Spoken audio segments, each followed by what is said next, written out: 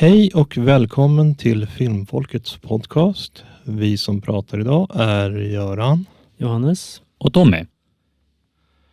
Dagens film är The Mask. Filmen i korthet. Stanley Ipkiss är en stereotypiskt olycksdrabbad loser som en dag hittar en mask fylld med Lokes uråldriga magi. Den lösgör hans hämningar och förvandlar honom till en grön trickster med krafter som liknar Tex Averys Looney Tunes.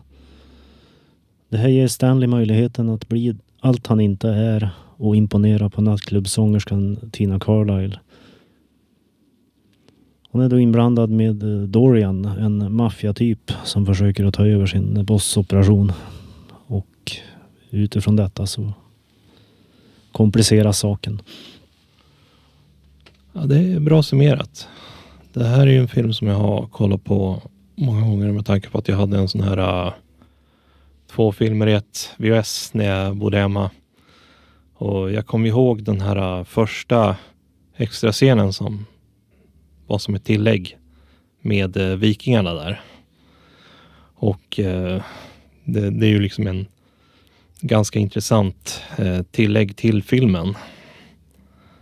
Och så sen så vilar ju alla one-liners i filmen och dels hur ska man säga, typ namnet på staden, The Edge. Och jag tycker ju också om den här vanen som de hade. Det som stod på vad heter det, på ena sidan. Jag minns inte vad det var riktigt, men det var ju liksom en intressant detalj. Och det finns ju liksom lite detaljer lite här och var i filmen. Men de lägger ner mycket jobb på att liksom återskapa den här estetiken från Tex Avery. Så det är ju mycket med det här en dataanimering långt före sin tid. Filmen gjordes 1994 och har ganska avancerat dataanimering. Men också med praktiska effekter och sådär, så att det är väldigt snyggt gjort. Ja, det blir ju lite grann som vi har pratat tidigare, den här Looney Tunes logiken i filmen. Att vi får ju alla effekter när Stanley liksom får på sig masken och han får töja ut ben och liksom hoppa runt och saker som egentligen inte borde rymmas i hans fickor kommer ut där, och en klocka som hoppar runt fram och tillbaka.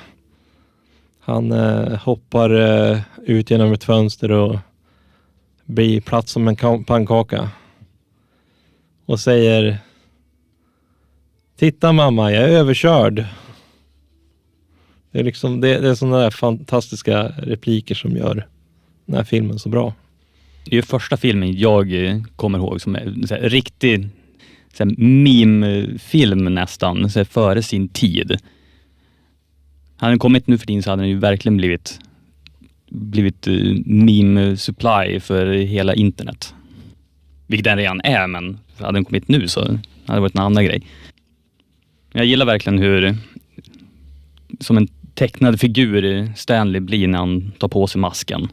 Och effekterna för sin tid var ju riktigt superba. Ja, bara som när han ska hämnas mot med bilmekanikerna som typ hade dragit ut på det han egentligen ville, var ju bara att liksom göra ett oljebyte. Och så sen så drog de ju på att ja, men du behöver göra det här och det här också. Och så sen så stod ju inget pris på själva pappret. Ja, men det kommer att bli ett pris. Och det känns ju som ett sånt här typiskt bilmekaniker-knep. Att de är bra på att ta betalt. Jag skulle säga mer att de var ganska bedragare. Men ja, det beror väl på till vilken mekaniker man går till. Ja, det är ju så att filmen är baserad på en serietidning ursprungligen. Som inte är dugg lik den här egentligen. Nej, precis. Och i serietidningen så överlever de inte. Det är väl ingen riktigt i den där stan som överlever i slutet av själva serien, har jag för mig. Det är en väldigt blodig serie och inte ett dugg så här barnvänlig, vad jag kommer ihåg. Ja, det blir ju liksom lite mera romantisk komedi lite grann i det hela i den här filmen jämfört med serien. Och jag tänkte förutom det så gillar jag ju när han kommer till klubben och han liksom kommer ut genom den här limon och liksom bara börjar att fladdra med pengarna liksom. Och sen går jag in där och efter att hon har dansat så börjar han att träda fram med sin galenskap.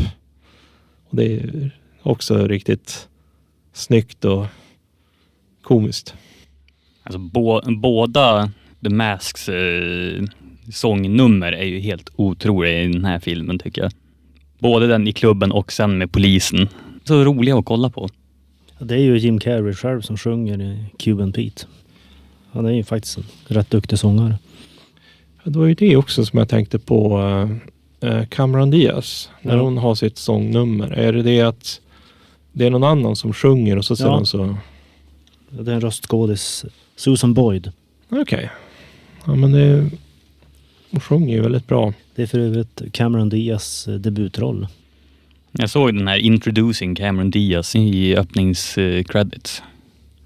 Det är ju lite kul detalj där när den här klassiska liksom inzoomningarna på både Ipcos och hans kollega där när de kollar på mot henne. Och så sedan så att det liksom är slow walking när hon liksom går mot dem liksom. Det är ju en sån här klassisk grej inom komedi, känns det som. Det är riktigt klassiker. En annan lite kul detalj med filmen om man liksom till den logiska delen förutom alla cartoon-grejer, det är ju han har ju liksom en hund. Vem tar hand om hunden? Vilken går ut med den? Ger den mat? För det är ju, han är ju borta länge. Man får ju bara se hans vardagsrum, så man vet, han kanske har något så här litet hörn där Milo, som hunden heter, får göra sin business. Ja, som en kattlåda. Ja. Fast för hundar. Ja, Milo tycks ju vara smart att kunna sköta sina behov själv. Och säga så. Han kan ju smita ut ur lägenheten och allt möjligt tydligen. Kunde ju låsa upp liksom bildörren i slutet av filmen och allting liksom. Riktigt smart hund. Ja, så vad det gäller skådespeleri så är det ju en roll som är perfekt för Jim Carrey genom att det ger hans svängrum att leva ut sin mest extrema sida med sitt berömda gummiansikte. Han har ju väldigt speciell stil för sig när han vill.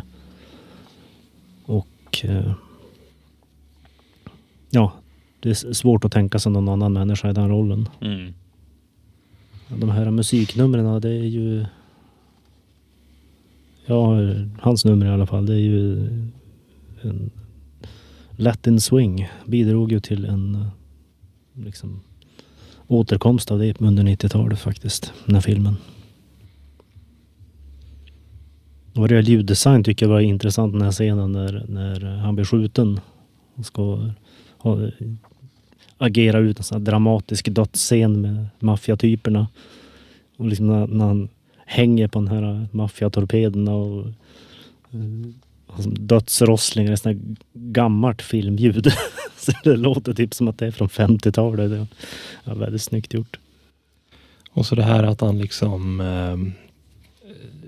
han tar olika såna här kända filmrepliker som Frankly my dear I don't give a damn från Gone with the Wind, och det är ju flera andra såna här olika westernfilmer och lite allt möjligt som kommer fram där. Ja, det ska ju vara lite yttringar av hur Stanley är som person. Han bor ju ensam, han är väldigt insnöad på gamla filmer och Looney Tunes och det här. Och det är ju det som kommer fram när han är The Mask då, genom hans speciella beteende. Det är en intressant del av filmen som psykologisk yttring. Han har den här experten som har skrivit en bok som pratar om id. Alltså människans innersta mest grundläggande liksom behovstillfredsställelse och såna grejer. Att den här masken liksom lyfter fram ens mest liksom undertryckta grej. Och det är det som gör den så pass farlig när väl Dorian får tag på den. Ja, jo precis. Jag tänkte på vad är det som skulle kunna gjorts annorlunda och övriga tankar. Och som jag ser det, den är ju bra för sin tid och alla effekter är ju väldigt... Man skulle ju kunna kolla på den idag och den känns ju inte som vissa filmer när det blir liksom lite att de här specialeffekterna är liksom lite utdaterad. Den har ju åldrats väldigt bra tyckte jag. Den enda effekten som jag hade problem med, det var just slow-mo när Cameron Diaz först dyker upp. För den kändes som hackig. Den kunde man väl inte kanske göra så värst mycket åt på den tiden, men nu för tiden så är det ju lite enklare att göra slow-mo shots på det viset. Ja, men det är väl lite referens det också liksom. Att det ska vara liksom den här typiska, stereotypa scenen i romantiken liksom. Att den vackra kvinnan kommer fram och det ska vara liksom kliver fram i slow motion och så här, att det är liksom en sån här filmtypisk scen som är en del av det här bredare The Mask-grejen liksom. En riktigt klassisk kliché liksom. Ja, precis. Det är lite det som den här övernaturliga figuren liksom nästan böjer verkligheten till att bli lite mera fantastisk.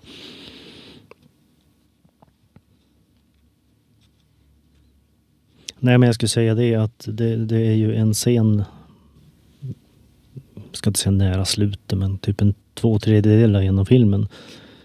Reportern Peggy som förråder Stanley till maffiatyperna. Hon försvinner bara från filmen. Det finns ingen liksom avslut på hennes grej. Det är ju knappt ett start på hon. Ja, men precis. Liksom hon finns bara där för att förråda honom och sen försvinner hon från filmen. Och det bottnar ju i att det är faktiskt en bortklippt scen där maffiatyperna tar död på hon. Men det ansågs ju för grymt för en rollfigur som knappt gjort någonting. Men det skulle ändå ha varit intressant att kunna ha ett avslut. Även om man inte ska behöva dö för det, men liksom att men hon får väl springa därifrån eller någonting liksom. Istället så försvinner hon bara från filmen. Liksom en scen står hon bland maffiatyperna och sen är hon borta liksom. Men att få något form av avslut på det skulle vara bra. Rent tekniskt. Jo, precis. Ja, jag tänkte på det här med den här bortklippta scenen i början på filmen med vikingarna som lämnar masken vid världens slut som de säger. Alltså det är väldigt intressant. De pratar ju svenska. Och då är det ju så att jag märker ju att det är ett par stycken som inte är svenskar. Men han som spelar Leif Eriksson, han är definitivt svensk. Och jag har försökt att kolla vilka som hade de rollerna, men det är väldigt svårt att få tag på. Jag vill minnas att jag har slagit upp på nätet för länge sedan. Men det är inget jag har skrivit ner så här. Det ska vara intressant att veta vilka det var. Ja, det är väl att eventuellt skulle kunna kolla upp i detaljer och sen kan jag typ bara ta en screenshot på det. Jag gillar ju det med den scenen också liksom. Först, deras sättet som de pratar så här, påminner väldigt mycket om så här typ, vad ska man säga, en högstadieproduktion eller någonting. Det var väldigt stelt pratat. Sen så när de säger att de har ju funnit den nya världen och det här är världens enda och grejer och så. Den där scenen var ju inte riktigt klar. För när de sen ska åka därifrån, då ser man ju att det står ett hus där alldeles bredvid dem. Man bara, det är den nya världen och sånt, ja. Men det är någon som har byggt ett torn här typ. Och så ska de ro därifrån. Då kommer en stor våg som skickar båten tillbaka. Jag tycker det var lite lustigt. Ja, men det är väl lite låg budget på just den delen. De har väl lagt större delen av budgeten på själva huvudfilmen.